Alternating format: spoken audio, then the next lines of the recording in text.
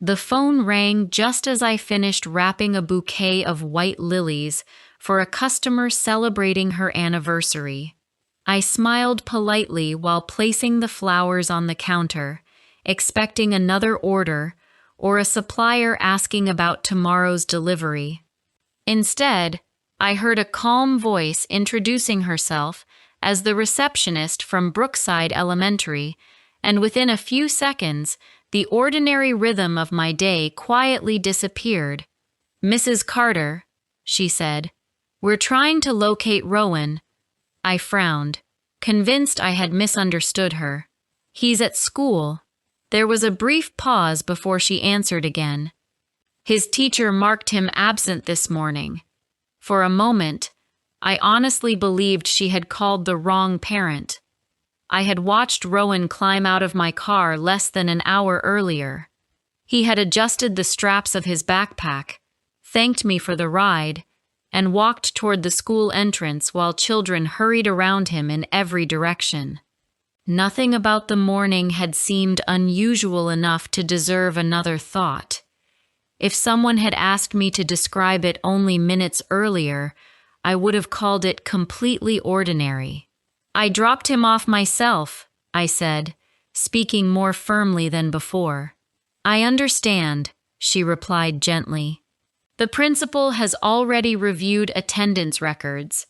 Could you come to the school as soon as possible?"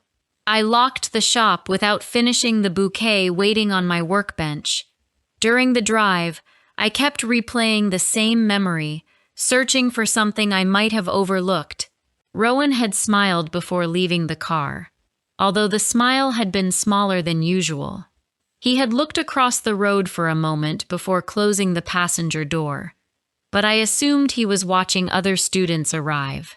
By the time I reached the school parking lot, I had convinced myself there had to be a simple explanation waiting for me.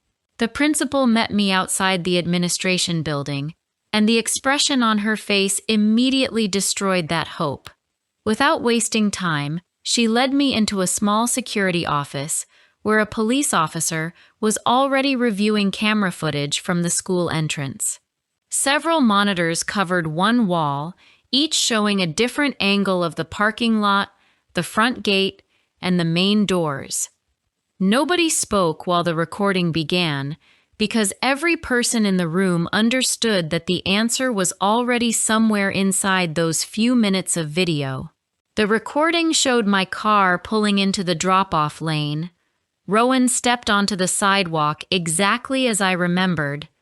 He thanked me through the open window before walking toward the entrance with dozens of other students.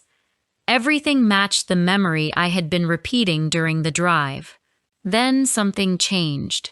Just a few steps before reaching the front doors, Rowan slowed down and turned toward the opposite side of the street. He didn't appear confused or frightened. His movements looked calm, almost routine, as though he had made the same decision many times before. He crossed the road without hesitation and disappeared behind a delivery truck parked beside the sidewalk. The officer switched to another camera covering the opposite direction. We watched Rowan emerge from behind the truck a few seconds later. A silver sedan rolled quietly toward the curb and stopped beside him. The passenger door opened. Rowan smiled. It wasn't the nervous smile of a frightened child, pretending everything was fine. It was relaxed, familiar, and completely natural. He climbed into the car without looking back, and the vehicle pulled away before disappearing beyond the edge of the screen. Nobody inside the room moved. The officer paused the recording and looked toward me. "Do you recognize the driver?" I stared at the frozen image until my eyes began searching details that simply weren't there. Sunlight reflected across the windshield, hiding the driver's face almost completely. "No," I whispered. "Has Rowan ever mentioned a silver sedan?" Again, I shook my head. The officer replayed the recording several more times, hoping another camera might reveal the registration plate or the driver's face. but every angle ended the same way. Rowan entered the vehicle willingly, smiled at someone hidden behind the glass, and disappeared before anyone realized he had never reached school.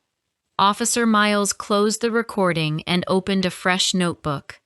Let's start with the people Rowan spends time with. I took a slow breath before answering. He plays football every Thursday after school. The officer wrote it down. He enjoys history more than any other subject, so he often stays behind to ask his teacher questions. Our next-door neighbor lets him help in the garden during summer, and every second Saturday, he borrows books from the public library because he reads faster than I can buy them. Officer Miles nodded while carefully recording every name. Has anyone new entered his life recently?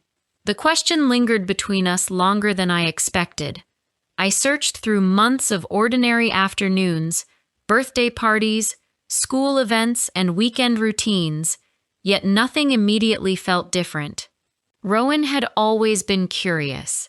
He enjoyed talking to older people because they usually knew unusual stories, and he had a habit of asking strangers questions about old buildings, broken machines, or forgotten places that most children walked past without noticing. Curiosity had always been one of the things I loved most about him because it made the world seem endlessly interesting. Then another memory quietly surfaced. Every Thursday evening, Rowan returned home, tired, dusty, and hungrier than usual.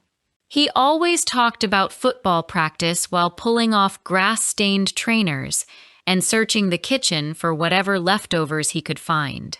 His stories sounded convincing because they were filled with small details about passing drills, missed goals, and teammates laughing in the rain. I never questioned any of it, because the routine repeated itself week after week until it became as ordinary as brushing his teeth before bed. Officer Miles noticed the change in my expression. What is it?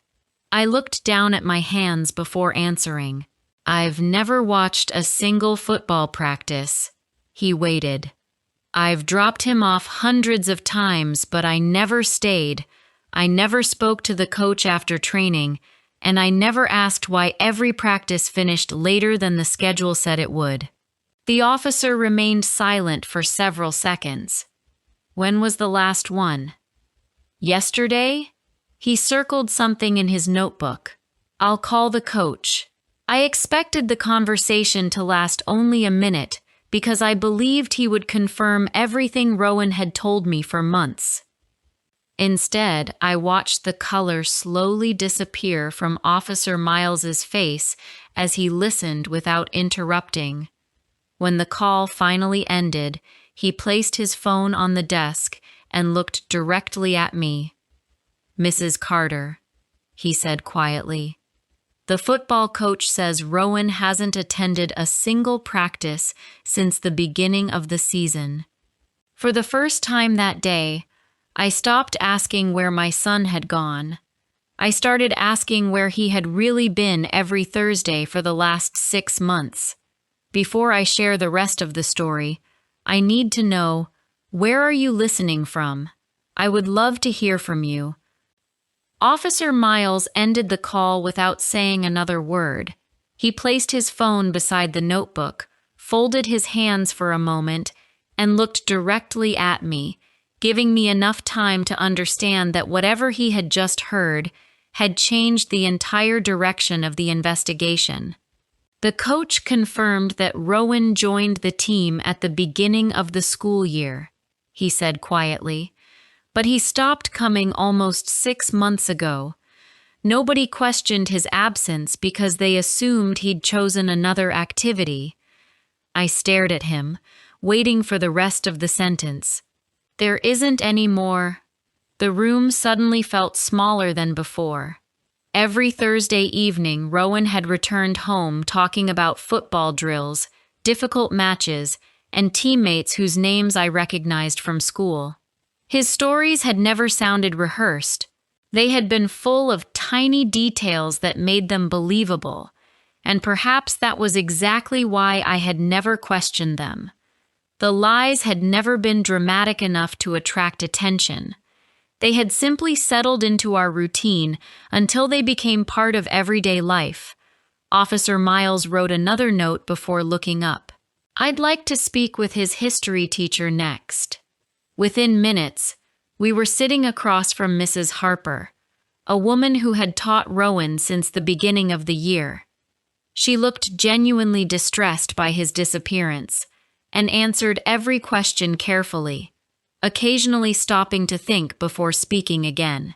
Rowan was one of my most curious students, she said. Most children asked questions because they wanted answers for an assignment. Rowan asked questions because he couldn't stop wondering. She smiled faintly before reaching for a folder on her desk. He borrowed more books than anyone else in his class. Officer Miles glanced through the borrowing record. Most titles focused on local history, forgotten buildings, and abandoned railways. I frowned. I thought he was reading adventure stories. He did, Mrs. Harper replied. But lately he became fascinated by places that people had forgotten. He once asked whether old railway stations ever truly disappeared or whether they simply waited for someone to remember them again. The question lingered in my mind long after we left her classroom. It sounded exactly like something Rowan would ask. It also sounded like the kind of question that led somewhere I had never imagined. As we walked back through the corridor, Officer Miles spoke without looking at me. Did he ever mention abandoned railways at home? I searched my memory. He once asked whether trains still passed through Ashcroft. What did you tell him? I laughed and said the tracks had been silent for years. And? I don't remember anything after that. The officer nodded slowly. Children rarely ask very specific questions without a reason. The investigation continued throughout the afternoon. Officers spoke with Rowan's closest friends, visited the public library, and questioned several parents whose children spent time with him after school. Every conversation painted the same picture. Rowan had always been polite, thoughtful, and unusually interested in old places, yet nobody remembered him behaving strangely or mentioning anyone new. Each answer closed another door. By early evening, I finally returned home. For the first time since Rowan disappeared, the house felt completely unfamiliar. His trainers rested beside the hallway bench exactly where he had left them the previous weekend. A mug still waited on his bedroom windowsill, with several colored pencils inside it, and an unfinished model bridge occupied the center of his desk. Nothing suggested that the boy who lived there had been carrying a secret for months. I wandered through his room without touching anything. Every object seemed ordinary until I looked at it for a second time. His bookshelf held history books instead of football magazines. Pinned above his desk was a map of our county marked with tiny circles I had always mistaken for decoration. Several railway stations had been outlined in blue pencil. I stepped closer. Each circle connected neatly to another, forming a rough path stretching across the county. Officer Miles joined me beside the wall. Did Rowan draw these? I think so. You've never asked about them? I shook my head with quiet embarrassment. I thought they were part of a school project. He studied the map for another moment. Maybe they were. The answer surprised me. You don't think they're connected? I think everything is connected, he replied. But we shouldn't decide how until we have evidence. His words stayed with me. Fear pushes people toward quick conclusions, but the truth often asks for patience. It is easy to connect the wrong pieces simply because they seem to fit together. I realized I had been doing exactly that since the school called, allowing every frightening possibility to become more convincing than the last. While Officer Miles examined the map, I noticed something tucked between two books on the bottom shelf. It wasn't hidden, it simply hadn't been visible until one book shifted slightly. I pulled out a folded sheet of thick paper. It was an old walking guide published decades earlier, showing hiking routes that no longer appeared on modern maps. Several trails had been marked with careful pencil lines, each leading toward the same abandoned part of the county. Ashcroft. Officer Miles unfolded the guide across Rowan's desk. None of the marked paths used ordinary roads. Instead, they followed forgotten railway lines, narrow woodland tracks, and old service routes that most people no longer knew existed. "This wasn't random," he said. "No, he planned these journeys." Before I could answer, another officer knocked on the bedroom door. "We've checked the traffic cameras near Ashcroft." Officer Miles looked up immediately. "Did you find the silver sedan?" "Not clearly." "What did you find?" The younger officer placed several photographs on the desk. The silver car appeared only once, driving beneath an old railway bridge where the camera captured little more than its shape. The registration number remained unreadable. The driver's face disappeared behind reflected sunlight. Only one detail stood out. Something hung beneath the rear-view mirror. Officer Miles lifted the photograph closer to the light. It looked like a small brass compass, swinging gently as the car passed beneath the bridge. He lowered the picture and looked back at me. "Mrs. Carter." "Yes?" "I don't think we're looking for someone who chose Rowan by chance." I felt my throat tighten. "What do you mean?" He rested the photograph beside the map, covered with Rowan's pencil marks. "I think whoever drove that car knew exactly where your son wanted to go." Outside, evening settled quietly over the town. But inside, Rowan's bedroom, every new discovery made one thing painfully clear. My son hadn't been wandering without direction. He had been following a path that someone else already knew. Dawn arrived without bringing the answers I had spent the entire night hoping for.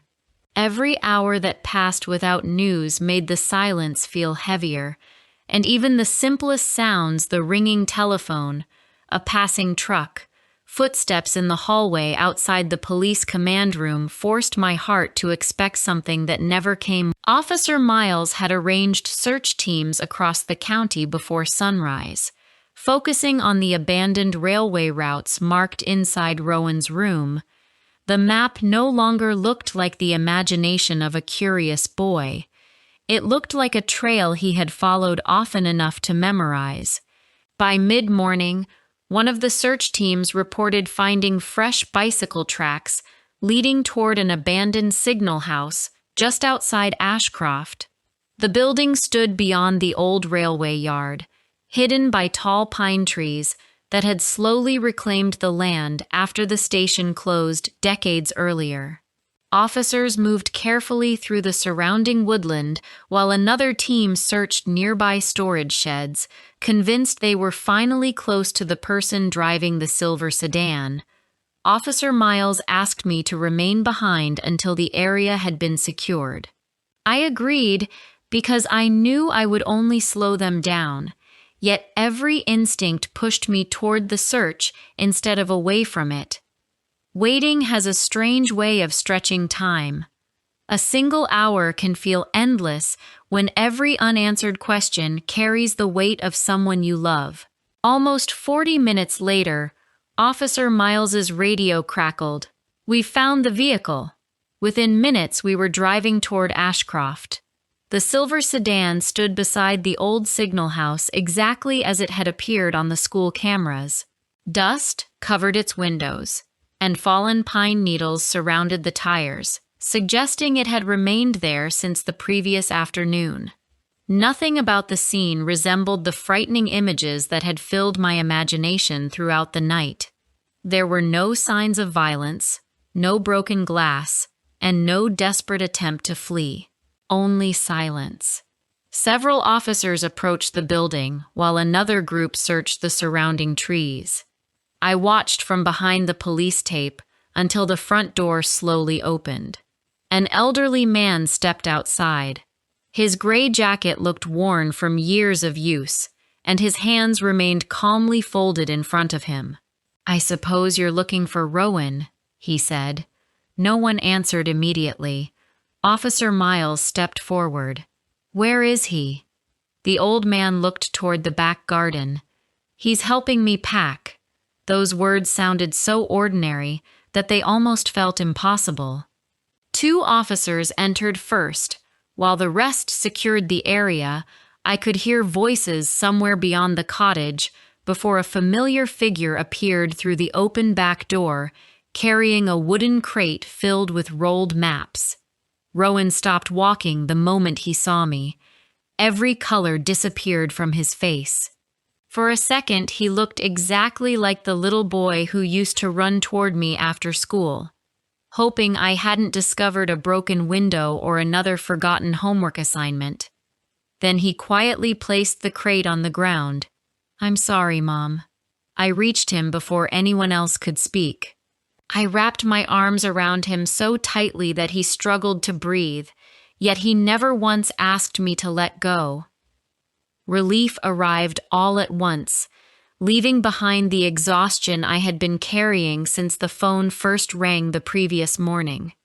Officer Miles gave us a few moments before kneeling beside Rowan. "I need you to tell us exactly what happened." Rowan nodded. I wasn't taken. The officers exchanged quick glances. "I came here myself." Officer Miles remained calm. "Start from the beginning." Rowan looked toward the old man before speaking. "I met Mr. Bennett last autumn. He explained that he had discovered the abandoned railway while exploring with friends after school.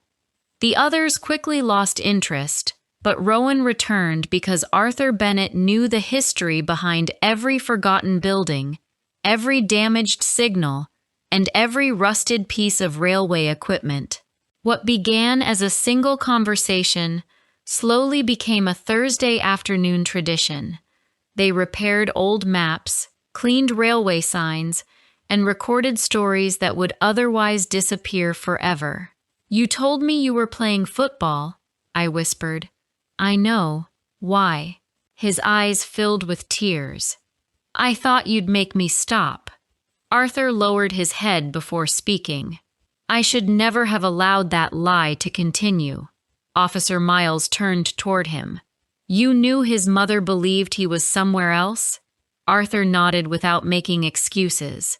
"I asked him more than once to tell her where he really spent his Thursdays." "Then why didn't you tell her yourself?" Arthur looked at me with quiet regret. "Because I believed he eventually would." The answer settled over the garden like another layer of silence. Nobody argued, nobody interrupted. For the first time since the investigation began, every piece finally fit together. Officer Miles unfolded the note found inside Rowan's room. "If you ever decide to tell your mother, bring the compass with you." He looked at Arthur. "You wrote this." "I did." "Why?" Arthur smiled sadly. "Because the compass was never the important part." He looked toward Rowan. "It was simply an excuse to begin the conversation." Rowan wiped his face with the sleeve of his jacket before continuing. "Yesterday morning, Mr. Bennett called me." Officer Miles frowned. "He called you?" The counsel had delivered a letter. Arthur quietly handed the folded document to the officer. The signal house had been sold. Everything inside it would be removed within days. The railway archive that Arthur had spent decades protecting would likely disappear before historians even had the chance to examine it. "I thought we only had one day left," Rowan said. "I planned to tell Mom after school, but when I saw Mr. Bennett waiting outside, I changed my mind because I wanted to help him save everything first." "You turned your phone off," Officer Miles said. Rowan nodded. I didn't want anyone interrupting us while we packed. You understood everyone would start looking for you. No. His answer came without hesitation. I thought I'd be home before dinner. The investigation officially ended that afternoon. Arthur faced serious questions about allowing a child to visit him without informing a parent, and he accepted every criticism without defending himself. He admitted that good intentions never excuse poor decisions, especially when a child's safety and a parent's trust are involved. Several weeks later, the local museum agreed to preserve Arthur's railway collection instead of allowing it to disappear. Volunteers carefully restored damaged maps, while historians cataloged notebooks that had remained untouched for decades. Rowan continued helping every Saturday, but this time I stood beside him, listening to the same stories he had once believed he needed to hide. Before leaving the museum on opening day, Rowan removed the old brass compass from his pocket. For months it had traveled everywhere with him, quietly reminding him of a promise he never found the courage to keep. He placed it inside the final display case, closed the glass door, and stepped back. I looked at Arthur. Why didn't you knock on my door the first day you met him? He held my gaze for several seconds before answering. Because I believed he already had. Neither of us spoke again. Rowan walked over, slipped his hand into mine, and together we left the museum without the compass. For the first time in months, he wasn't carrying a single secret. Neither was I. If you liked this story, please like, comment, and share. More simple and emotional stories are coming soon.